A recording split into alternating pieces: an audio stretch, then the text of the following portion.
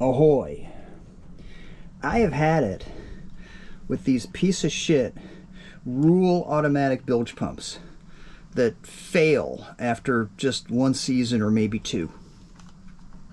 Now this is the 500 gallon per hour model, but right now it pumps 0 gallons per hour. And yeah, it's a piece of shit because for all the good it does me, I might as well have a turd with wires and a rubber hose sticking out of it in my bilge. Now, even when these do work, I just don't like their whole principle of operation. So, you know, these don't have like a little float valve in them or anything. What they do is, you know, every 2.5 minutes, for as long as there's power to it, day and night, it starts the little pump, and then there's a controller in here or whatever that like measures the load on it. And if it's pumping water, so you know, if there's water in the bilge, I mean, this is the idea. If there's water in the bilge, you know, then it'll have a certain amount of load on it because there's water going through it instead of air. And as long as it detects the load above a certain threshold, it'll keep running it. And then once the water's gone, it'll detect, oh, there's no more load on it because it's just pumping air, and then it stops. So if your bilge is empty, you know, if your bilge is dry, it'll start it, see there's no real load on it, and then it'll stop it. So you'll hear it. You'll hear it start up and then stop. It'll just go bzzz, you know, like every 2.5 minutes. Now, I live on my boat in the summer, which means that I sleep on it. And so while I'm trying to sleep, this thing cycles on and off every 2.5 minutes. And I'm in a nice quiet anchorage sometimes for days at a time, and this thing just bzzz, you know, it's annoying. And I'm a light sleeper. And you know, as a sailor, I have to listen for things that I might have to actually get up and take care of, like the anchor dragging or the wind shifting or the rigging banging or whatever it is. And this just creates more unnecessary noise.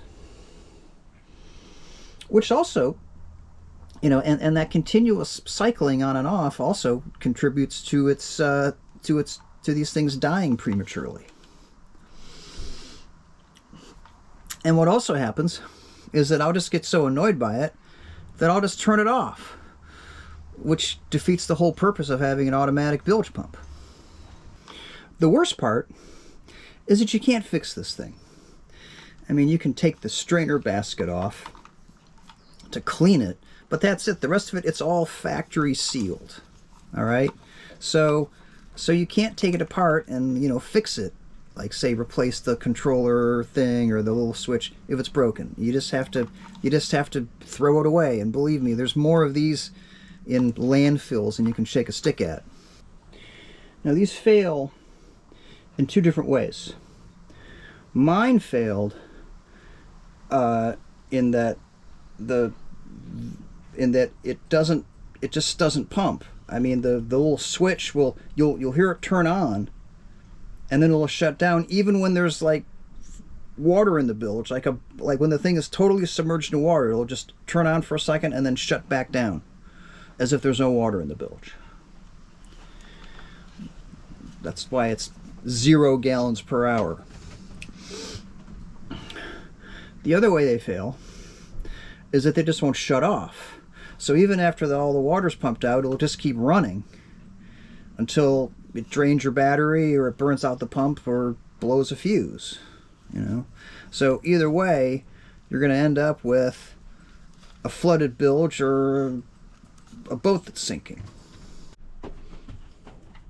So this thing has just got to go. Now, I've read all the web forums, you know, Cruisers Forum and The Hull Truth and, you know, others that talk about these pumps, and the consensus is that they're just of poor quality. I was just talking to somebody today when I went to pick up a package about it, and they said, yep, you know, it's just, you know, everybody complains about these shitty Rule automatic bilge pumps, and yet a lot of people just have resigned to just going out and buying a new one every year or two. Well, I'm not going to do that. I went down to I was just at the chandlery, and of course, like all fine chandleries, they've got plenty of these for sale, and the retail is $130. Now, I think when I bought this pump 2 years ago, it was 110. So inflation, you know, etc. You know, in 2 more years it'll be 150 for this thing. So I'm not going to do that anymore. Yeah, and I'm not going to buy it from Amazon. I mean, I did check, and you know, it's only $82. But I'm not going to buy it from that bald-headed prick. And I'm sure that he doesn't use Rule bilge pumps on his boat. Also, some people on the web forum said that these bilge pumps are bad because they're made in Mexico. Look, the quality of something has nothing to do with where it's made. It's the goddamn bean counters who keep forcing the engineers to compromise quality and reliability so they can make it cheaper. Okay? It's because of the bean counters that we have crap like this, okay, that can sink your boat. Also, one of the commenters said, I can't really verify this, but somebody said that the CEO of Rule, or maybe it's the parent company, makes $6.5 million a year. So while you're going and paying for these pumps every year or two, that asshole is laughing all the way to the bank. So I'm not going to give him any more of my business. Finally, because I live on my boat, I also want a high water alarm, so that if for whatever reason the water has gotten too high in my bilge, I want to know about it, whether I'm asleep or if I'm up on deck. So here are my requirements. I want a high quality, reliable, repairable, non-automatic electric bilge pump. I want an external float switch for it so that it only turns on when there's water to pump. And I also want a high water alarm.